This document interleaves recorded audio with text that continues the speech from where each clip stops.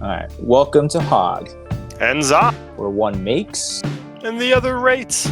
Alright, so episode 2 in our series of D&D girls. Like in the last episode, we were talking about kit bashing a lot of stuff, just getting straight to it. This is the base of a Kotobukiya. Actually, it's all Kotobukiya kids. It's the Pretty Witch and the Tojai Senta, something like summary. They're like girl kits, but they all have a lot of really interchangeable parts, and they become super interchangeable when you use the ends of sprues. That's right, it's all 3mm. It was all 3mm. Everything's always 3mm. Wait, so it's always been 3mm? Everything is 3mm, dude. That's like the whole crux of 30-minute missions. They're like, whoa, all these pegs are 3mm. It's like, yeah, everything is 3mm. So we're taking this 3mm peg, and I'm basically just coupling it up so that I can use it with this other kit. Because one of them is from Megami Device, and the other one is from this other kit, also by Kotobukiya. And just sanding it down so that it fits a little bit nicer. And while the proportions are a little bit wonky, I think it works. So, quick question. Yeah. Because, I didn't see this beforehand. Was that supposed to be able to turn on that joint, or did you make that joint? It did turn on that joint before, and all I did was mimic it so that it does the same thing, basically. Okay, so did you make it longer? I'm confused as to why you're adding the sprues there. Oh, so the sprues, so that joint right there, the one inside the arm, did not have a male connection. It had a female connection, so you had to put something into it. And the one that was originally there already had the male connection. So I'm basically making it into what the old piece would have been without, basically I'm just making it work. This is me tooling it and making it work. Okay. Got a north of the border wormy dealy going on because I think the little curled shoes are really good. I don't think I've mentioned it, but today we're making a wizard. Whiz-biz. Whiz-biz. And I really kind of based this character off of Vivi from Final Fantasy VII's kind of design. Or Final Fantasy IX, sorry. Yeah, Vivi from Final Fantasy IX. His design. Okay. I even modeled her colors after him and all that fun stuff. And honestly, I think this one, out of all of the D&D girls that I've made, this one probably was the most, I feel like, comprehensive. I can't use this head. I'm going to switch it out. Yep, there we go. Now that we have a better head, this is the one I'm going to use. I got a lot of extras from a pre-order bonus of the Pretty Witch Little Red Riding Hood. I got this extra little base of heads as well. I'm just going to process it. Nip. And then sand. Scrape. And this just kind of shows how repetitive the process can be sometimes. So my pain is your gain. Just enjoy and watch. But yeah, so I feel like the like twin pigtails kind of meets Vivi's personality a little bit. Have you played Final Fantasy IX? Nope. I have only played Final Fantasy X, and it took me 3 tries and about 7 years for me to actually ever beat that game. Gotcha. Well, this is kind of rough building of what she's at. Gonna make I want the viewer to know that I have Vivi on my second monitor, and I do not see the twin pigtails on Vivi. I don't. Well, it's inspired, dude. It's not verbatim. Got you're like, yeah, twin tails seem like something Vivi would have, and I don't see. Personality-wise, you don't know the personality because you haven't played the game. That's what I was trying to get at.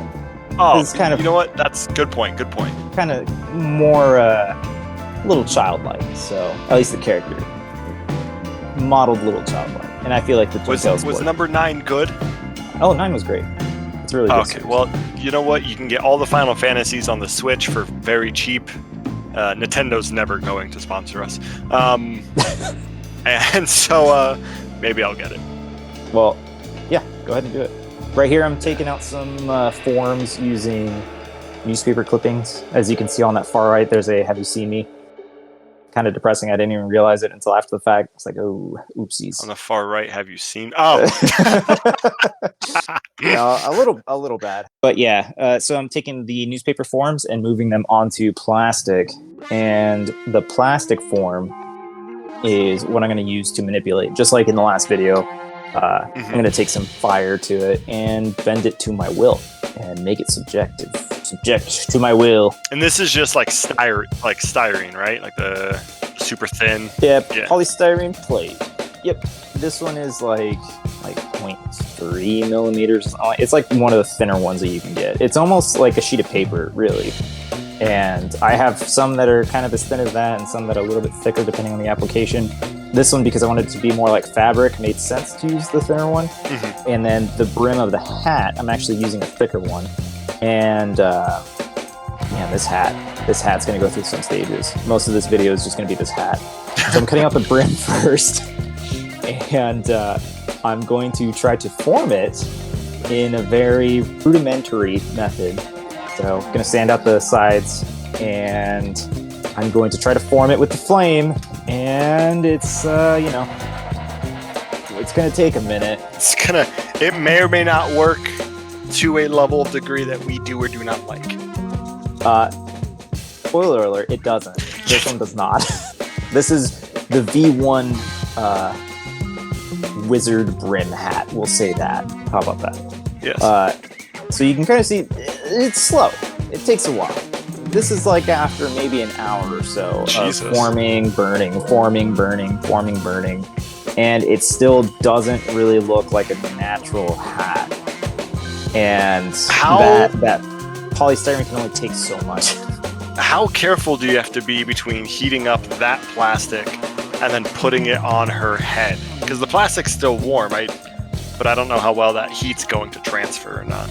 It does not. It was actually really good because what it would do is that it would just, because the hot plastic is just on the brim itself, but so it would just take a few seconds. But here I've gone and I went over to the stove, made this medieval-like contraption because I don't have any clips, and then I pressed it over a Citadel pot.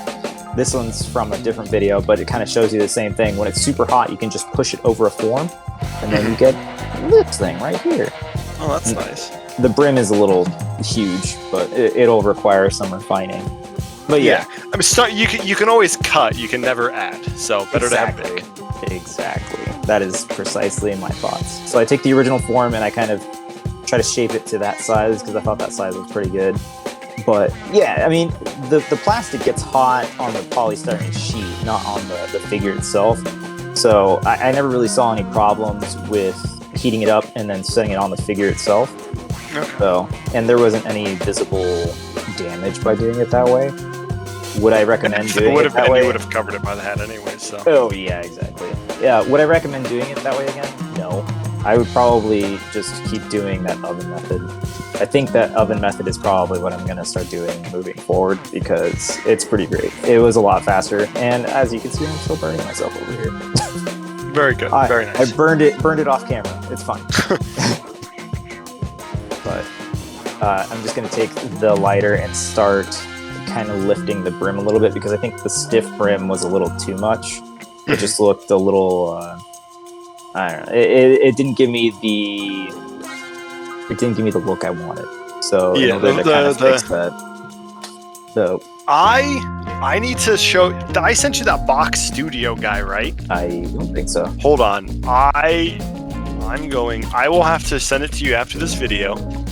But he did a Megumin. So what he does is he does a lot of figure kits. So he takes the figures and then he will repaint and redress them. And he just did a Megumin one, and he made a hat that was really on point, and I will need to send it to you because this would have been perfect. Oh yeah, that would have been nice to know. Like, if you had seen this, yeah. If you had released the video, if I had found it months ago to send it to you for this, he does a really good job. Let me see if I can find it. I think this is probably the part that I struggled with the most, was getting the actual form of the hat. I think the brim had its own challenges, but I think sculpting the actual form of the hat was probably a lot harder. I didn't want to use a just metric ton of that epoxy stuff, just because it would have made the hat super heavy. So I was trying to fill out the form as much as I could with these little polystyrene tubes. It did not work. You'll kind of see that I'll make a kind of like a fabric piece of epoxy sculpt stuff and try to put it over. And this was kind of my base of inspiration. It was also part of the remit set. It's this little witch hat. So I'm just gonna spread out this excess skin into something somewhat workable. Hopefully workable. And that's just the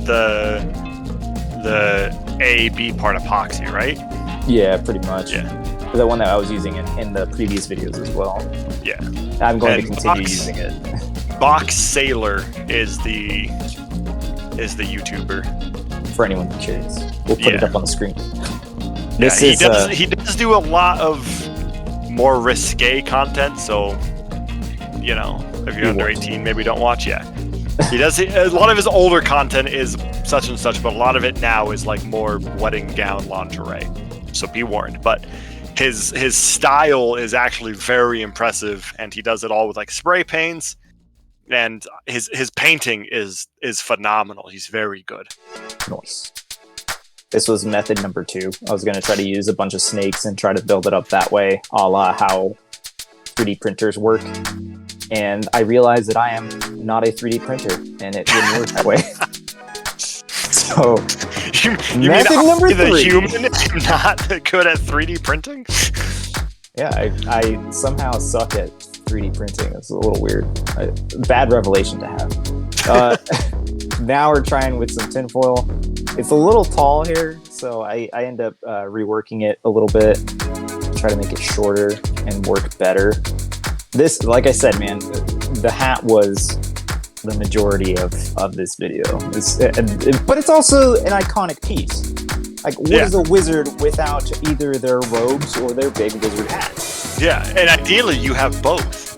Yeah, and she kind of has like roby-like dresses, so roby-like dress, I want to say. But the hat was going to be an important point for me. I really wanted the hat to be nice, so that's why I took as much time as I did with it. And honestly, the final results I'm pretty happy with. But here we go, trying again with my skin-like epoxy sculpt. I feel like so much of this too, and I hate it. It's like, what's that thing where they did an experiment, and it was like, it had to do with clay workers, and it was like one set of students had to make, they were only given one bit of clay to make, and they had to make like a perfect bowl. And then a bunch of other students were allowed to make as many bowls as they wanted, right? And it was just a matter of just doing this, and redoing it over and over and over again. And that's why I feel like watching this, where you're just like, I did this, well that didn't work. I do this, that didn't. I did it. Instead of trying to make that first one perfect, it's like, this isn't working. Throw it out. Do it again. Yeah, I mean, pretty much that's. But like, look how good it comes out at the end. Like, I really think the hat came out really good. This little tail. If I was a little bit smarter about putting some stuff on my fingers, it would have came out a little bit better. But I think the little tail on the hat came out super good. And after some cleanup, this hat, I think, came out really, really nice. Yeah. Like, look at that. That looks like a little wizard tail hat. Yeah. I actually really do like that. That does look really good. Maybe keep some water on you so you can keep your hands wet, but... Oh, yeah. This was prior to learning how to use this stuff way better. This is only project number 2. Now I'm going to use this little pinhole vise to attach it to her head. I needed to make sure that was the correct size. So here is my metal piece. And perfect. The exact size I needed. Excellent. Pure luck. Oh, yeah, 100%. I just eyeballed it. I don't have, like... This pinhole vise on the box, it doesn't tell you. On the actual thing, it's not printed. So I have absolutely no idea what these sizes are. So I just have to look at it and hope for the best. Right. Really, is all I have to do. So I'm going to give her a little alien antenna here. so that she can receive instructions from her mothership. But that is going to keep her hat on, because her hat is, despite my efforts, it still was too heavy to just sit on her head nicely. I was originally going to use a magnet to kind of make it so she can remove her hat, but it was just way too heavy. I couldn't make it work.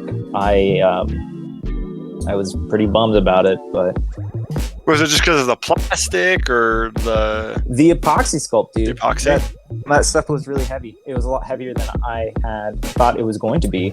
And even though I used, like, most of the inside of that hat is all tinfoil, but despite my best efforts, it was just way too heavy to mitigate or to allow magnets to be used. Also, check this out. I kind of turned up the brightness so you could see all the dust particles flying out there. Wear a respirator, kids, or you will 100% be breathing all of this in. Yeah, it just I don't. It gets worse. Like, when I paint, especially when I'm outside, I don't typically wear a respirator. I know I should, but I don't. But even when I'm outside, like even when I was in the garage and I was sanding, it's like time to put the full respirator on, because it doesn't matter. This stuff's coming into my lungs and it'll stay there and I'll die. Yeah, pretty much. So, look at that. Look how terrible that is. It's Good Lord. everywhere. Yeah, that's insane. This is also an excessive amount of sanding too, because I really wanted it to be a smooth transition against the base of the cap, or the brim of the hat and the top of the hat.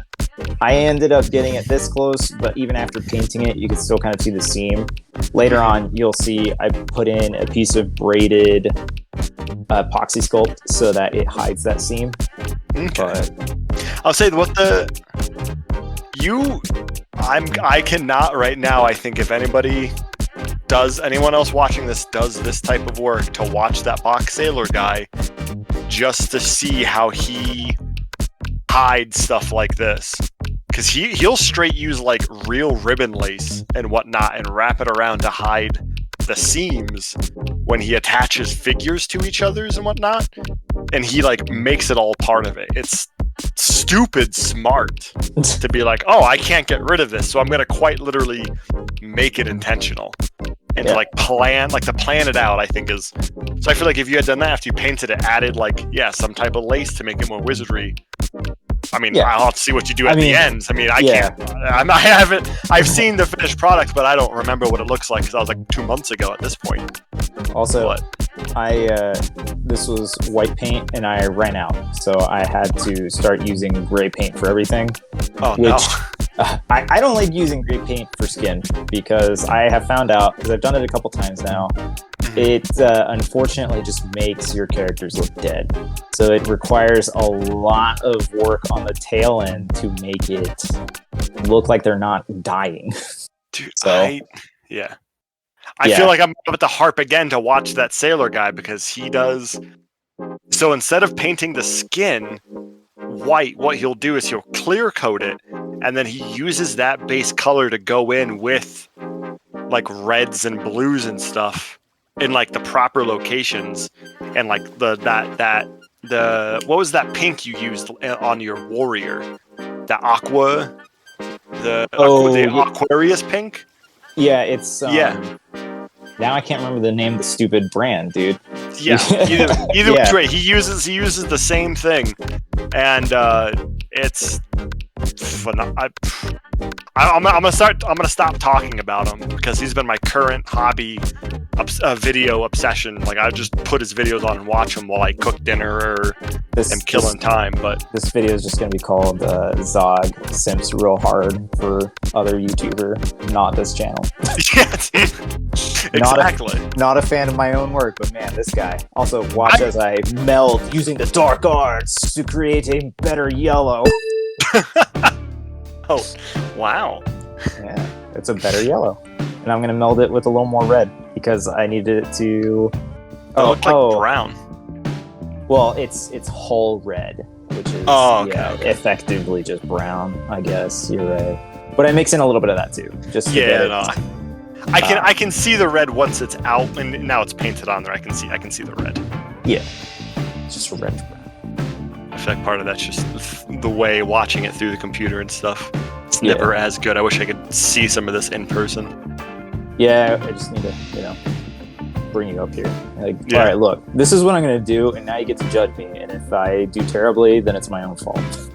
I'm intrigued. We can at least equate some of these other problems to like, oh well, I'm just a big dummy. I mean, you are, but that's okay. Lots of mixing. I have immediate problems the way you just put it into that yellow. What, in that one? Oh, there's like nothing left. It's fine. Oh, okay. I typically pour stuff directly into pots if I'm going to use it for later. So I'm 100% going to use this kind of like khaki color for a piece on the actual skirt itself. So that's why I needed it. It is now a base coat for my yellow, and you're going to see a little bit later, I'm going to relabel it so that I don't mix it up and pour what I think is yellow into into the airbrush, because I'm not gonna say that I've done it before, but maybe I have, maybe I haven't. Who's asking? What are you, a cop? Well, why do you want to know? Also, those look really good. I like how that skirt ended up coming out. Yeah. From that polystyrene. Yeah, and that was all just using the flame. So, and here we go. I'm gonna relabel it so I don't mess it up later. Not yellow with yellow strip. Let's make this confusing. Ooh. This is so that yellow is my custom Space Marine yellow, which worked really well for this hat. So, this was what I used. You might remember, but for the viewers, way back when Zog and I used to hang out and paint, and I would paint a bunch of Warhammer 40,000 minis, and I play Imperial Fists, and they have a very distinct yellow, so I mixed like 5,000 different yellows to finally get that really crisp Big Bird yellow. What they all are, I don't remember. But you know what? It's a yellow. Can't replicate it, but I have a lot of it, so that's what matters. I'm sitting on a whole container worth of it, and I intended that by design. I never wanted to mix it again. I didn't need to know what it was because I was going to last me the rest of my life. So, blue. This one, I did all my light colors first, and then I moved on to the blue. The top of her skirt is going to be blue, so that part's going to be real interesting. Also, can you send me what your airbrushing setup is? Is it literally just plastic taped to a box fan? No, this is like a little foldable thing. I'll actually send you where to get it because you just have to go. I'm gonna need it. Yeah, you have to drive like 45 minutes to get it because I bought it locally. But so it's not paper. It's a like collapsible plastic hut thing. It's actually really nice. But this blue, dude, this teal color. That's a nice. It looks nice. It's super nice. I bought it for the Galaxy Gurren Lagann, or the one right before the Galaxy Gurren Lagann. Mm-hmm. And oh my god, dude, this one is a aqueous paint. This is different from the other one, but Leviscus is the nice one for skin. Aqueous is one that's water-based acrylic paints. I don't know if I thinned it too much or what was going on, but I was just trying to give it more body, so I started adding this blue into it so that it would stop, because it kept particling. And particling usually happens when you either have moisture or you have thinned your thing way too much. And I couldn't get it to stop. So I just had to put more paint in there to try to get it to kind of stick to the model. I masked out the other areas that I wanted to be that kind of khaki color, and now I'm just kind of appreciating it just because I have a bunch of that blue. So I'm just going to use the rest of the blue as much as I can, because it turned out this more like really light blue instead of the minty color that I was going for. But I just kind of worked with what I had. Now I masked everything. Now it's time to make it blue. But I did find, so apparently that aqueous paint has a base coat or a base primer thing that you can use. In a later project, I'm going to try to see if that makes it any better. But my initial thoughts on the aqueous paints is no good, no bueno. So hopefully that changes, but we'll see. Leviscus or This stuff's great. As you can tell by Box Sailor's videos. Yeah, it's the Leviscus one that he uses. Hog using Leviscus paints, and look how nice it looks on this white base coat. Oh my gosh, look at that. Undershading is fantastic. No, but Hog never does anything cool like that. Look, you're great, all right? It's great. To me, you're just my friend, so it's just like, oh yeah, this is what he does, but he just does it a little bit different from you. So to me, it's like, oh, that's such a smart idea. Hog never told me to do it like this. I'm just gonna follow what that fool tells me to do. Look. I just want some praise sometimes, man. That's all I want. Sometimes it's nice for somebody to tell you that you look pretty today. That's all I'm looking for. You look very pretty every day, Hog. Oh Don't worry. Oh my gosh, thank you.